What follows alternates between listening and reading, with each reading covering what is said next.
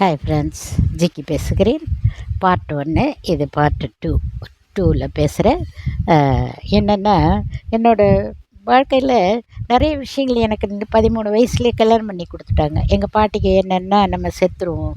அதுக்குள்ளே எங்கள் அண்ணனுங்கள்லாம் எல்லாம் வளர்ந்துட்டாங்க. அவங்க எல்லாம் சென்னையில் பேச்சுலர் ரூம் மாதிரி எடுத்துக்கிட்டு எல்லாம் இருந்தாங்க.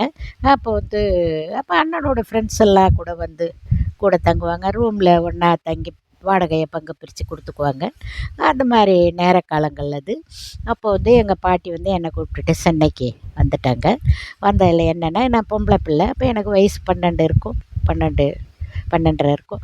கூட்டிகிட்டு வந்துட்டாங்க. அவங்களுக்கு என்ன பயம், எங்கள் அண்ணனுங்களுக்கு ஒரு பெரிய அண்ணனுக்கு கல்யாணம் ஆகிடுச்சு, பண்ணிட்டாங்க. அதுக்குள்ளே அந்த டைமுக்குள்ளே எனக்கு 13 வயசு ஆகிறதுக்குள்ளே பெரிய அண்ணனுக்கு கல்யாணம் பண்ணிட்டாங்க. கல்யாணம் பண்ண உடனே எங்கள் பாட்டிக்கு அவங்க இருக்கும்போதே அவங்களுக்கு பயம். அப்போ எல்லாம் எங்கள் பாட்டிக்கு 90 வயசு ஆகிடுச்சு. ஏதாவது உடம்பு இறந்து போயிடுவோமோன்னு நினச்சிருப்பாங்க, பாவம் அவங்க. இப்போ நினச்சாலே எனக்கு கஷ்டமாக இருக்குது. என்னென்னா, யாருமே இல்லாமல் இந்த பொண்ணை இப்படி விட்டுட்டு போகிறோமேன்னு நினச்சிருப்பாங்க இல்லையா? ஓகே. அது ஏன்னா அவன் அந்த நேரம் என்ன பண்ணாங்க, அவன் அண்ணனோட ஃப்ரெண்டு ஒருத்தர் ரூமில் இருந்தார். அவர் என் மேலே விருப்பப்பட்டார். அண்ணங்கிட்ட சொல்லியிருப்பார் போல். அப்போ எனக்கு 13 வயசில் பொம்பளை மாதிரி இருப்போம் போல். அப்போது உடனே எங்கள் பாட்டிக்கிட்ட சொல்லி பிடிச்சாடிச்சு, கல்யாணத்தை பண்ணிட்டாங்க. 13 வயசுலே கல்யாணம் நடந்தாச்சு. கல்யாணம் பண்ணி தனியாக வச்சுட்டாங்க.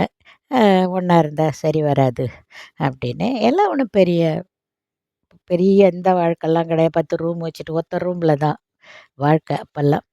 உடனே தனியாக எங்களுக்கு ஒரு வீடு, ஒரு ரூம் மாதிரி, ஒரு கிச்சன் மாதிரி பார்த்து தனியாக வச்சுட்டாங்க, அதே ஏரியாவிலேயே.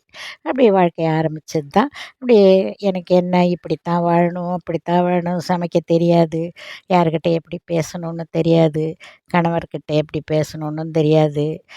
எங்கள் பாட்டி என் கூட தான் இருந்தாங்க. இப்படி சில காலங்கள் அப்படி இப்படி போச்சு. அதுக்குள்ளே கல்யாணம் பண்ண மறு வருஷம் குழந்தை.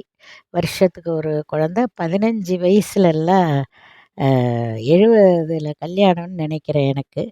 ஆமாம், 1970லேயே கல்யாணம். அது கரெக்டாக 76ல் என்னமோ 3 பிள்ளையும் பெற்றாச்சுன்னு நினைக்கிறேன். 3 பேர் ஆச்சு. குழந்தைகள் பிரச்சனைகள் முடிஞ்சு போச்சு. அப்புறம் அப்படியே 18 வயசில் குடும்ப கட்டுப்பாடு ஆப்ரேஷன் பண்ணி விட்டாங்க எங்கள் மாமியார். அவங்க பண்ண புண்ணியம் அது. இல்லைன்னா லைனாக பெற்றுட்டு தான் இருந்திருப்போம்.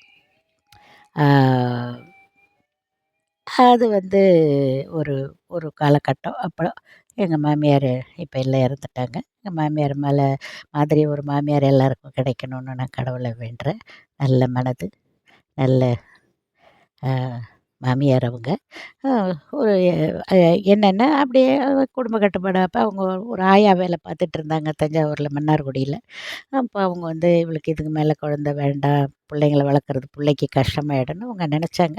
அதனால் குடும்ப கட்டுப்பாடு ஆப்ரேஷன் தஞ்சாவூர் கொண்டு போய் எல்லாம் பண்ணிட்டாங்க. இதுக்கு இடையில சென்னையில் வாழ்ந்துட்டுருக்கோம் நாங்கள். சென்னையில் வாழும்போது இந்த மாதிரி குழந்தைங்களையும் என்ன இவர் ஆர்எஸ் மனோகர்னு ஒரு ட்ராமா ட்ரூப் இருந்தது. அதில் எங்கள் அண்ணனும் இருந்தாருங்க, இவங்களும் இருப்பாங்க. அடிக்கடி வருஷம் 366 நாளில் 66 நாள் சென்னையில் இருந்தாங்கன்னா பெரிய விஷயம். சேலம், ஈரோடு, பாம்பே, கல்கத்தா அப்படி இப்படின்னு மாதக்கணக்கில் ட்ராமா ட்ரூப் கிளம்பிடுவாங்க. ஆர்எஸ் மனோகர் ட்ரூப்பு சென்னையில். அங்கே ராஜா அண்ணாமலை மன்றம், ஃபைனான்ஸ் கிளப்பு அப்படி இப்படின்னு நிறைய ட்ராமாக்கள் நடக்க. அப்போ ரொம்ப ஃபேமஸ் ஆர்எஸ் மனோகர். அந்த ட்ரூப்பில் இருந்தாங்க. என்ன சம்பளம் என்ன, 8 ரூபா ஒரு நாளைக்கு. ட்ராமா இருந்தால் 8 ரூபா, அதான் சம்பளம் அப்போல்லாம். ஏதோ சாப்பிட்டுக்கிட்டும் கொண்டுக்கிட்டும்.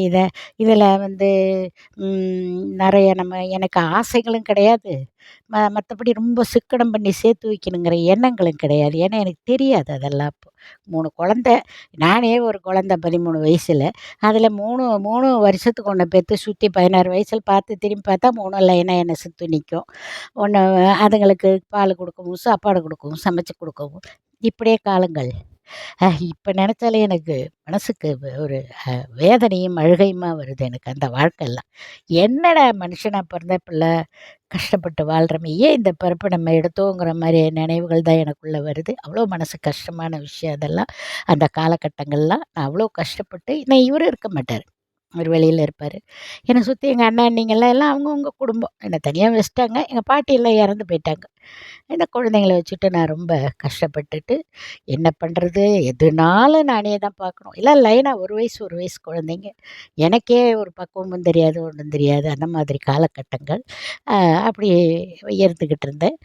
அடுத்த அடுத்த பார்ட்டில் பேசுவோம். எனக்கு அழுகை வருது. அடுத்த பார்ட்டில் பேசுகிறேன் நான். ஓகே.